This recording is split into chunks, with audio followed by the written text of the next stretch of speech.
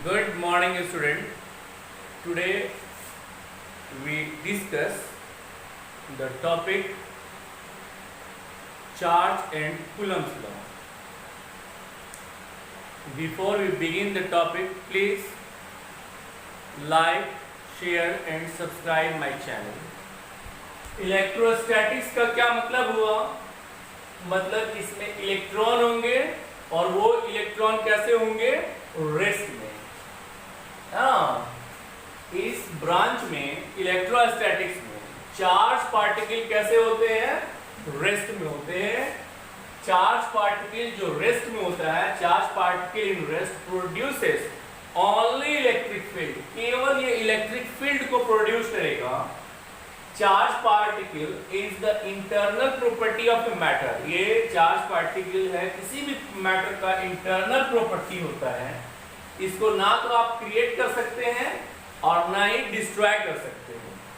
It is conserve, यही है conservation of charge. किसी भी पार्टिकल का जो चार्ज होता है वो कंजर्व होता है। चार्ज एक इलेक्ट्रॉन का कितना होता है? -1e, और ये है -1, और E का जो वैल्यू होता है 1.6 × 10⁻⁻19 कूलम।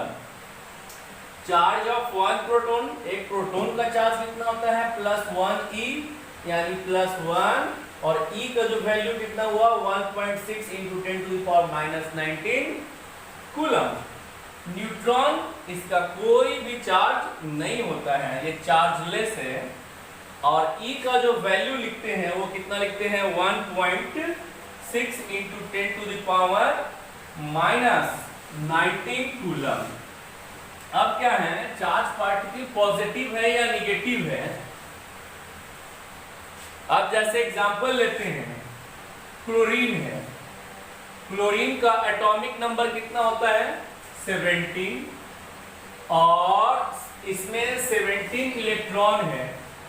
ये क्लोरीन है, इसके चारों तरफ 17 इलेक्ट्रॉन रिवॉल्व कर रहे होते हैं, और न्यूक्लियस के अंदर में कितने होते हैं? 17 प्रोटॉन होते हैं। न्यूक्लियस के अंदर में 17 प्रोटॉन होते हैं, तो टोटल मिलाकर इस पे कितने चार्ज हो गए? टोटल चार्ज ऑन क्लोरीन ये कितना हुआ? 17 इलेक्ट्रॉन का जो चार्ज होता था वो कितना लिखे थे? -e, और प्रोटॉन का जो चार्ज लिखे थे कितना लिखे थे? 17 प्लस e। अब कितना हुआ? -17e + 17e, यानी टोटल चार्ज कितना हो गया? 0। क्लोरीन पे कोई चार्ज नहीं होगा। अगर मान लीजिए इस पे कहीं से एक इलेक्ट्रॉन आके जमा हो जाता है, तो क्लोरीन पर का प्रोटॉन इलेक्ट्रॉन का नंबर कितना हो जाएगा? 18 इलेक्ट्रॉन, और कितने प्रोटॉन हो जाएंगे? 17 प्रोटॉन। तो इसका जो चार्ज होगा, चार्ज ऑन क्लोरीन आयन ये कितना हो जाएगा? 18 इलेक्ट्रॉन प्लस 17 प्रोटॉन का चार्ज हुआ, ये इलेक्ट्रॉन का चार्ज हुआ, और ये कितने के बराबर हो जाएगा? -18e + 17e, ये टोटल मिला के कितना हुआ? -1, यानी 8 इलेक्ट्रॉन के बराबर ये क्लोरीन आयन पे जो चार्ज होगा वो कितना होगा? -1e। जैसे सोडियम है, अब सोडियम का कितना होता है एटॉमिक नंबर? 11। एटॉमिक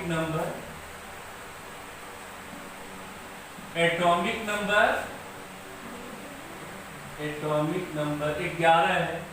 अब क्या होगा? इसमें इलेक्ट्रॉन्स कितने होंगे? इलेक्ट्रॉन्स होंगे 11, प्रोटॉन्स होंगे कितने? ये भी 11। तो टोटल चार्ज कितना होगा? Total charge on sodium Na ये कितने के बराबर होंगे?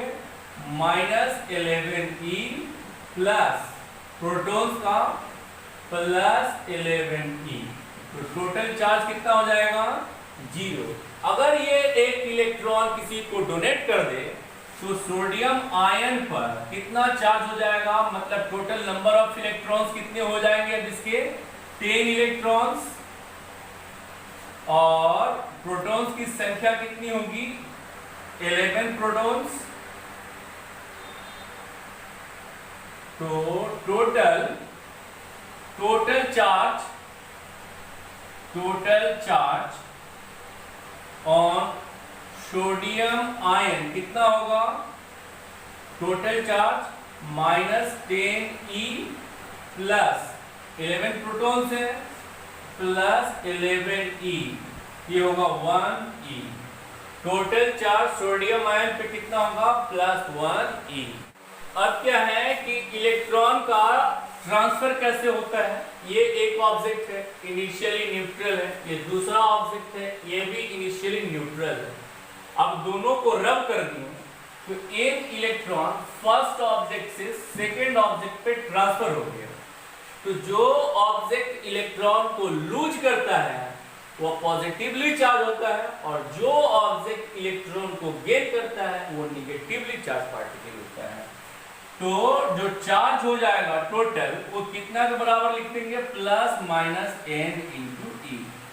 माइनस किसके लिए, उसके लिए जो इलेक्ट्रॉन को गेन कर रहा है, और प्लस किसके लिए, उसके लिए जो इलेक्ट्रॉन को, वैसा न्यूट्रल बॉडी जो इलेक्ट्रॉन को लॉस कर रहा है। अब क्या है कि ऐसे क्वेश्चन दे देगा कि फाइंड द नंबर ऑफ, ये क्वेश्चन है find the number of electron transfer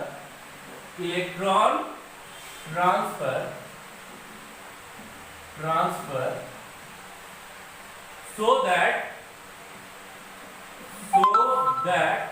charge on an object is 1 coulomb. 1 coulomb का चार्ज हो जाए किसी भी ऑब्जेक्ट पर, कितना इलेक्ट्रॉन को ट्रांसफर करेंगे। सिंस, तो सॉल्यूशन में क्या बना दीजिएगा, since Q is equals to कितना होता है Ne, तो N बराबर कितना हो जाएगा Q/E। Q जो चार्ज दिया हुआ है वो कितना के बराबर दिया हुआ है 1 कूलम, और E का जो वैल्यू है कितना है 1.6 × 10⁻⁻19 कूलम। अब क्या होगा कि N इज इक्वल्स टू इसका और इसका वैल्यू रख देंगे, तो Q का वैल्यू कितना 1 कूलम, और E का वैल्यू कितना 1.6 × 10⁻⁻19 कूलम। ये सब वो जो कैलकुलेट करके निकालिएगा तो ये आएगा 6.25 × 10⁻18 इलेक्ट्रॉन्स। यानी इतना सारा इलेक्ट्रॉन्स को अगर ट्रांसफर करेंगे तो किसी ऑब्जेक्ट पे जो चार्ज हो जाएगा, किसी ऑब्जेक्ट पे जो चार्ज होगा वो कितना होगा 1 कूलम के बराबर। दूसरा क्वेश्चन क्या है कि find the number of electron transfer so that charge on an object is 4.0 × 10⁻⁻19 coulomb. अब वो कितना इलेक्ट्रॉन को ट्रांसफर कर देंगे किसी ऑब्जेक्ट से कि उस पे जो चार्ज है वो कितना हो जाए 4.0 × 10⁻⁻19 कूलम। अब ये जो चार्ज है Q का वैल्यू वो कितना लिख देंगे 4.0 × 10⁻⁻19 कूलम। अब क्या होगा ये 4.0 × 10⁻⁻19 कूलम। अब इसका जो वैल्यू निकालिएगा तो N का वैल्यू आएगा 2.5 इलेक्ट्रॉन्स। अब ये देखिए कभी भी इलेक्ट्रॉन का ट्रांसफर फ्रैक्शन में नहीं होता, कभी भी इलेक्ट्रॉन का ट्रांसफर ऑलवेज नंबर होगा, न्यूमेरिकल वैल्यू होगा, 1 2 3 4 इंटीग्रल मल्टीपल होगा। तो इतना किसी भी ऑब्जेक्ट पे चार्ज पॉसिबल नहीं है। तो किसी ऑब्जेक्ट पे जो चार्ज हो सकता है वो कितना के बराबर हो सकता है, चार्ज हो सकता है 1e 2e 3e 4e ऐसे सो ऑन n e तक। n cannot be in fraction, n cannot be in fraction, कभी भी n का वैल्यू फ्रैक्शन में नहीं होगा। कूलम्ब्स लॉ में क्या है, अगर ये कोई चार्ज पार्टिकल है, इस पे चार्ज है कितना Q1 और ये दूसरा कोई चार्ज पार्टिकल है, इस पे चार्ज कितना है Q2 और दोनों का बीच का जो डिस्टेंस दिया हुआ है वो कितना है R। अब क्या है, इन दोनों का अगर सेम नेचर का होगा, अगर ये भी पॉजिटिव ये भी पॉजिटिव, तो इस पे रिपल्सिव फोर्स लगेगा। ये फोर्स लग रहा है किस पे, फर्स्ट चार्ज पार्टिकल पे। कौन लगा रहा है, सेकंड चार्ज पार्टिकल। और फोर्स तो वेक्टर फिजिकल क्वांटिटी होता है, तो F12 क्या है, force on first charge particle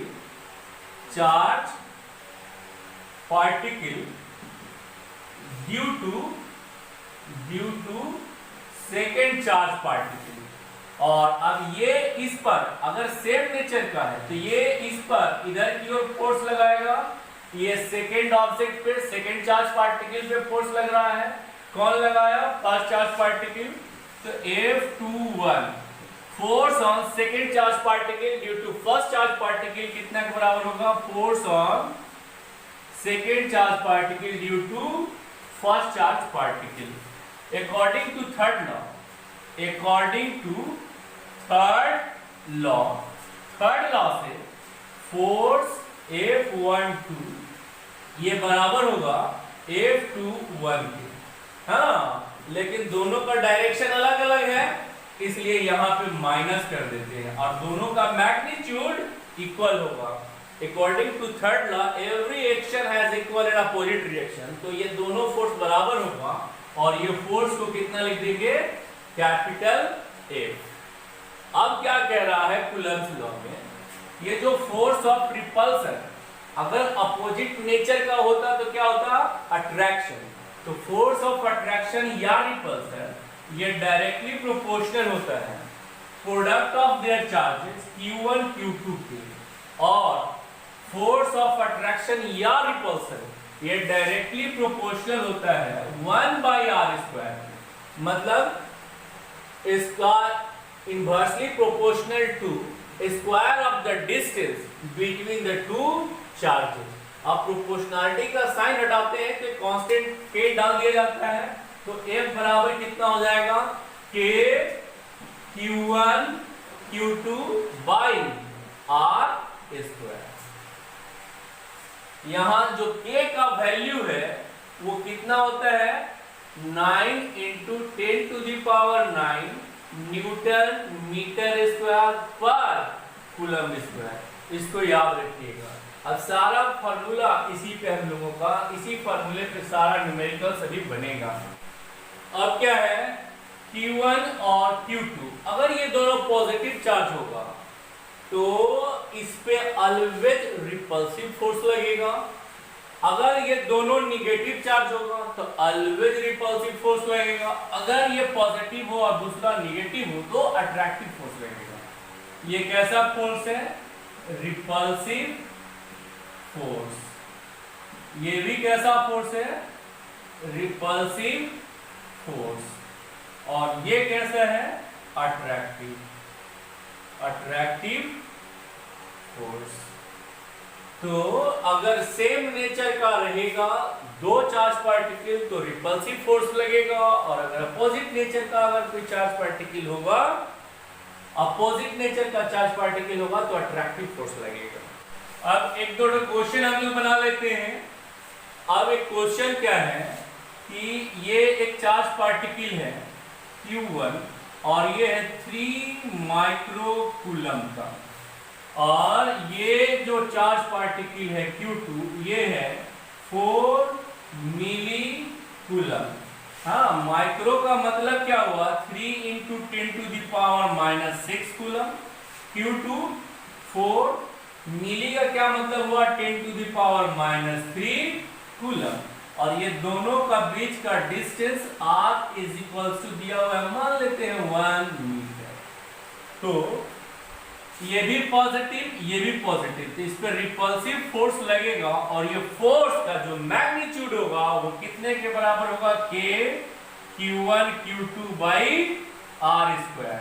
अब क्या लिख देंगे, k का वैल्यू कितना होगा 9 into 10 to the power 9, q1 का जो वैल्यू है कितने के बराबर होगा 3 into 10 to the power -6 coulomb, और Q2 का वैल्यू कितना होगा 4 into 10 to the power -3 by R कितने के बराबर लिख देंगे 1 का होल स्क्वायर।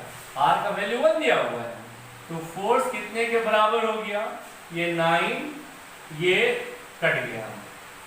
अब इसको कितना लिख देंगे 9 इंटू 3 इंटू 4, इतना न्यूटन के बराबर फोर्स लगेगा, और वो भी कहां लगेगा, हवा में। अब इससे आगे अगला क्वेश्चन अगले वीडियो में हम आपको बताएंगे। और k का जो वैल्यू है यहाँ पे जो हम लोग लिखे हैं वो कहां पे लिखे हैं, हवा में, एयर में। k का वैल्यू कितना लिखे थे तो याद रखिएगा, k का value 9 into 10 to the power 9 newton metre square पर कूलम स्क्वायर इन एयर। ये हवा में इतना वैल्यू होता है। अब मीडियम में अगले वीडियो में शेयर करेंगे। ओके।